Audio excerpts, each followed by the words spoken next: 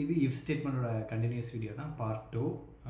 Else if ஸ்டேட்மெண்ட்டை எங்கே use பண்ணலாம்னு சொல்லிட்டு ஒரு ரியல் டைம் எக்ஸாம்பிளோட பார்க்கலாம் வாங்க. அதுக்கு ஒரு குட்டி அப்ளிகேஷன் நம்ம பண்ணலாம். ஸோ இந்த அப்ளிகேஷன் எப்படின்னா, நம்ம யூசர்கிட்டேருந்து இன்புட் வாங்குகிறோம்.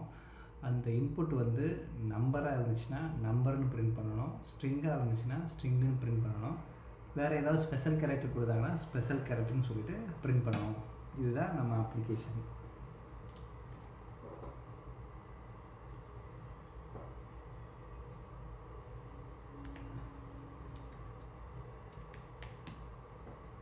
ஓகேங்களா? ஸோ நான் யூசர்கிட்டேருந்து இன்புட் வாங்க போகிறேன். இதை நான் யூசர் வேல்ங்கிறத ஸ்டோர் பண்ணிக்கிறேன்.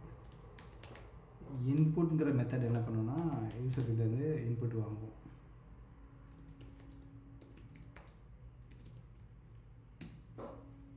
ஸோ நான் இன்புட் வாங்கிட்டேன். இது நான் வந்து எஃப் கண்டிஷன் மூலமாக செக் பண்ண போகிறேன்.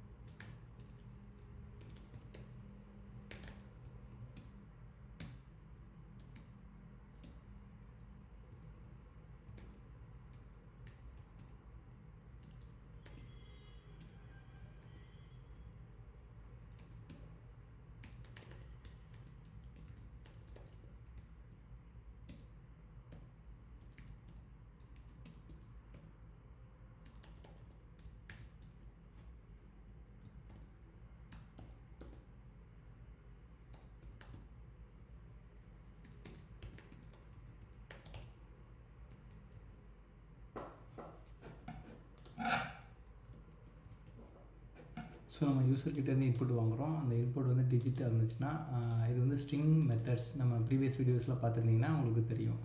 அல்ஃபாங்கிறது என்ன பண்ணோன்னா, யூசர் கொடுத்த இன்புட் வந்து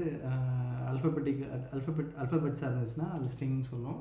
அப்படி இல்லாத கேரக்டரை வந்து ஸ்பெஷல் கேரக்டர்னு வந்து இந்த அப்ளிகேஷன் வந்து ட்ரீட் பண்ணும். ஓகேங்களா? இந்த ஃபைல் நேம் வந்து ifelse.py வாங்க ரன் பண்ணலாம்.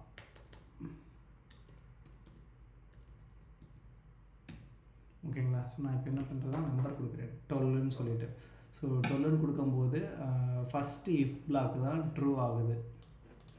அதனால் இது வந்து நம்பர்னு பிரிண்ட் பண்ணிடுது. ஓகேங்களா?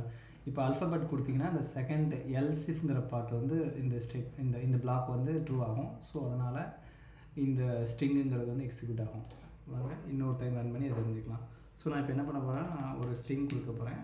ஸோ அந்த ஸ்ட்ரிங் பார்த்திங்கன்னா அது கண்டுபிடிச்சிருச்சு. இது வந்து ஸ்ட்ரிங்னு சொல்லிவிட்டு அந்த இஸ் ஆல்ஃபாங்கிற மெத்தட் மூலமாக.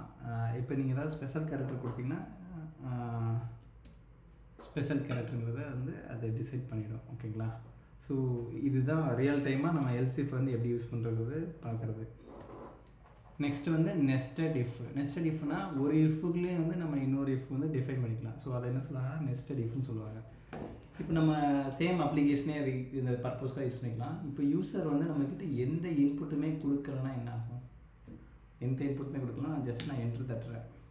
இது வந்து ஸ்பேஸ், நான் எதுவுமே கொடுக்கல, எம்டியாக இருக்குது. ஓகேங்களா? அதனால தான் ஸ்பெஷல் கேரக்டர் எடுத்துருக்கு. நம்பரும் இல்லை, இது அல்ஃபபெட்டும் இல்லை. ஸோ இதை கண்டுபிடிக்கிறதுக்கு என்ன பண்ணலாம்னா, நம்ம லென்த்துங்கிறத யூஸ் பண்ணலாம். ஓகேங்களா?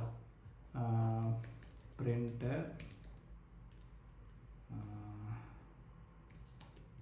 length of the input. ஓகேங்களா? லென்கிற ஃபங்க்ஷன் மூலமாக யூசர் வேல்யூ நான் பிரிண்ட் பண்ணுறேன். இது வந்து ஃபார்மேட்டுங்கிறதுனால நம்ம இது வந்து இன்புட்டை ஃபார்மேட் பண்ணிக்கணும். ஸோ இது என்ன பண்ணோன்னா, நம்ம யூசர் கொடுத்த இன்புட்டை வந்து அதை லென்த்தை வந்து சொல்லும். இந்த லென்த் வந்து இஃப் லென்த் ஈக்குவல் டு 0. 0னா என்ன அர்த்தம்னா, நம்ம வந்து யூசர் வந்து எதுவுமே கொடுக்கல, ஜஸ்ட் அவங்க என்ட்ரு தட்டிட்டாங்கன்னு அர்த்தம். ஓகேங்களா? நாட் எம்டி அப்படிங்கிற மாதிரி இதுக்கு மீனிங். அதாவது வந்து யூசர் வந்து ஏதோ வேல்யூ கொடுத்துருக்காங்கன்னு அர்த்தம். நாட் எம்டியாக இருந்தால் மட்டும் இந்த ஃபாலோவிங் ஸ்டேட்மெண்ட்டை எக்ஸிக்யூட் பண்ணணும்னு சொல்கிறோம். ஸோ இப்போ என்னென்னா, ஒரு இஃப்க்குள்ளே நான் இன்னொரு இஃப் எழுதுகிறேன்.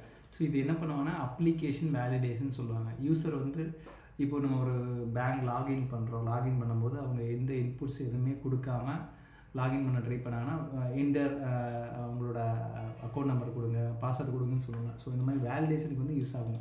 இது என்னென்னா நாட் எம்டின்னு சொல்கிறாங்க. இது ஃபஸ்ட்டு கண்டிஷன் வந்து இது வந்து எம்டி, நாட் போட்டதுனால நாட் எம்டி. ஓகேங்களா? வாங்க இந்த அப்ளிகேஷனை எக்ஸிக்யூட் பண்ணி பார்க்கலாம்.